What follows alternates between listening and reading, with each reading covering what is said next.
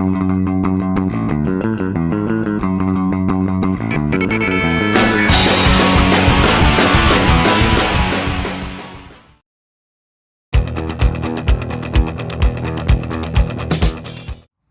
everyone, welcome back to Immediate Movie Reactions. I am here after seeing The Fall Guy. This is a David Leitch film done by 87 North Productions, and I say that because you will see 87 North plastered all over this movie. David Leitch is a former stuntman who is now directing this movie, and it's sort of an homage to the 80s television show, but also to all stuntmen and women in the business. And I think they actually do a pretty cool job of highlighting that throughout the course of the film. God damn it. So this movie is starring Ryan Gosling and Emily Blunt, and they've been in a relationship. They were sort of, he was the stuntman in a movie, she was the camera operator, and things didn't quite work out, and they went through a bad breakup, and I'm not going to go into too much of it, but Ryan Gosling basically gets hurt and is being pulled back into the movies now by Hannah Waddingham, who is the agent, manager, director, something of Aaron Taylor Johnson, who is the star, and Ryan Gosling is his number one stuntman. Winston Duke is in this movie. He's actually pretty fantastic. Stephanie Sue, who I was really excited to see, is in an embarrassingly short amount of this film. Actually completely pointless in this movie. Didn't need to be there in any capacity. One of the best characters in this was actually the dog, who only obeys French and bites a lot of testicles. Like, he bites a lot of guys in the balls. That's really about what he does. But there are some funny moments with it. So what is it about this movie? So, it's a silly love story. It's cheesy. It doesn't really kind of work, even though I think Gosling, so much charisma. Like, if it weren't for him, this movie would be a complete, utter heap of garbage. And I don't know that it's not, except I did enjoy it. So he really holds up the movie. Emily Blunt is good. She's fine. I don't think she's given a lot to work with. There's actually this weird scene where she's doing karaoke to a Phil Collins song, and Never Gonna Let You Walk Away, whatever it is, Don't Want to See Me Cry, something like that.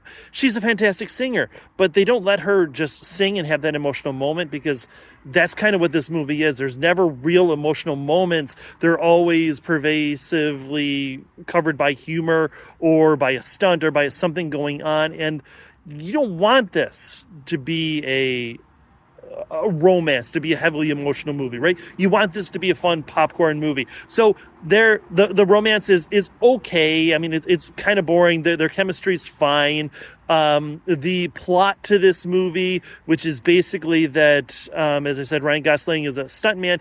Colt Seavers, he gets pulled back in because he needs to finish this one last role, because Emily Blunt has now, her character's name is Jodie, has now finally gotten her movie, and in order to finish it, she's got to have Colt there, because Aaron Taylor Johnson is, unable to do his own stunts, and yada, yada, yada. Push comes to shove, Aaron Taylor Johnson disappears, and Ryan Gosling is tasked with finding him, which is like this kind of weird detective work, because he's a dummy, right? He's kind of a dummy, but he's good at what he does, which is taking hits and taking falls and all that sort of thing. Sorry. But that whole investigation, the criminal, like what is going on, it doesn't really hit, it doesn't really land. And so, what do we have? Because it's funny, but not super funny. It's romantic, but not really romantic. We have action, right? That's what we have. And this is what it is. It's a great set piece movie. The stunts are actually, they're fantastic. The fight scenes are filmed and choreographed super well. The actual stunts. And of course, this is a movie made by professionals for professionals within the stunt community. And so you would expect that. And I think that is absolutely the best part of this. There is a slight car chase, but not a major one. It's actually done in a way that is, I think, creative and interesting and funny.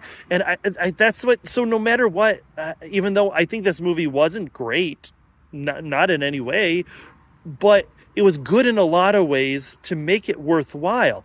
I do think, like a lot of movies that I've seen lately, there seems to be 15 to 20 minutes that just doesn't need to be there. And it's weird because this movie is sort of very meta, right? It's very fourth wall breaking. It talks about as Emily Blunt is making her movie, she doesn't have an ending, and how the ending is going to fail, and there's going to be too many twists and turns and all of that, and people hate that. And then they do that in this movie. They do it in a way that it's sort of endearing, because by this point you kind of like everybody, except for Hannah Waddingham, because like I said, this movie is about as shallow as a tide pool. Like there is not a lot of depth to this movie. There isn't a mystery you're trying to solve. It's really just enjoying the ride. And if you can let it go and just be like, hey, I know what this movie is, then I think you'll really enjoy it. I actually did quite enjoy myself, even though there's quite a bit that I should hate. There's a lot that I should really dislike about this movie, but somehow that package comes together,